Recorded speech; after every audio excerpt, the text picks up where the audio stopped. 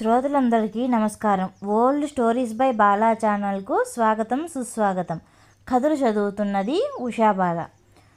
ఈరోజు మన కథ జింక మంత్రం. రామాపురం వచ్చిన ఓ సాధువుకు భీమయ్య అనే పేదవాడు నమస్కరించి, అయ్యా, నాకెవ్వరూ లేరు, ఏ బతుకు తెరువు లేదు, నన్ను మీ శిష్యుడిగా అంగీకరించండి అన్నాడు. అతన్ని శిష్యుడిగా తీసుకునే ఉద్దేశ్యం లేదా సాధువుకు. ఇంతలో ఒక జింక దాని శరీరాన్ని చెట్టుకేసి రుద్దుకోవటం కనిపించింది. భీమయ్యకు దాన్ని చూపించి, అదేం చేస్తోంది అని అడిగాడు సాధువు. ఒంటిని చెట్టుకేసి రుద్దుకుంటోంది అని చెప్పాడతను. నువ్వు రుద్దేది నాకెరుకే, ఈ మంత్రాన్ని 3 సార్లు చెప్పు అన్నాడు సాధువు.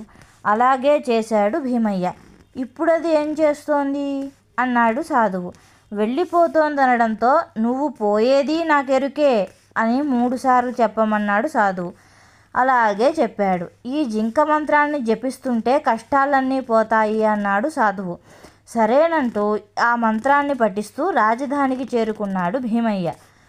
రాజుకు వారసులు లేకపోవడంతో తాను గద్దెనెక్కే అవకాశం కోసం ఎదురు చూడసాగాడు మంత్రి. ఒకసారి రాజుకు రోజు గడ్డం గీసే పాపయ్యను మంత్రి పిలిచి, రేపు నువ్వు గడ్డం గీసేటప్పుడు రాజుగారి మెడను కోసేయి, అడిగినంత డబ్బిస్తాను అన్నాడు. దొరికిపోతే నా తల తీసేస్తారయ్యా అంటూ భయంగా అన్నాడు పాపయ్య. రాజుగారు పోతే తర్వాత ఆ స్థానంలోకి వచ్చేది నేనే కదా అని మంత్రి అనడంతో సరేనన్నాడు అతను. మరుసటి రోజు కోట దగ్గర కూర్చొని కత్తి నూరుతుండగా, నువ్వు రుద్దేది నాకెరుకే అంటూ జింక మంత్రం జపిస్తూ అటుగా వచ్చాడు భీమయ్య.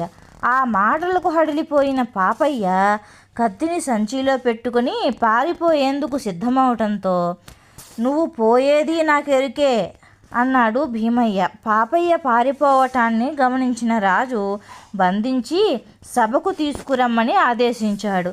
రాజు సభలో ఉండగా పాపయ్యను ప్రవేశపెట్టారు భటులు. ఎందుకు పరిగెత్తుతున్నావని రాజు ప్రశ్నించడంతో కుట్ర విషయం బయటపెట్టాడు పాపయ్య. మంత్రికి మరణశిక్ష, పాపయ్యకు దేశ బహిష్కరణ విధించాడు రాజు. తెలియకుండానే తన ప్రాణాలు కాపాడిన భీమయ్యకు ఆ స్థానంలో కొలువు కూడా ఇచ్చాడు రాజు. జింక మంత్రం తన కష్టాలు తీర్చిందనుకుంటూ ఆనందపడ్డాడు భీమయ్య. కథ కంచికి మనం ఇంటికి. ఈ కథ కనుక మీకు నచ్చినట్లయితే నా ఛానల్ను లైక్ చేయండి, షేర్ చేయండి, సబ్స్క్రైబ్ చేసుకోండి. మళ్ళీ మరో మంచి కథతో మళ్ళీ మీ ముందుకు వస్తాను. అంతవరకు నమస్కారం.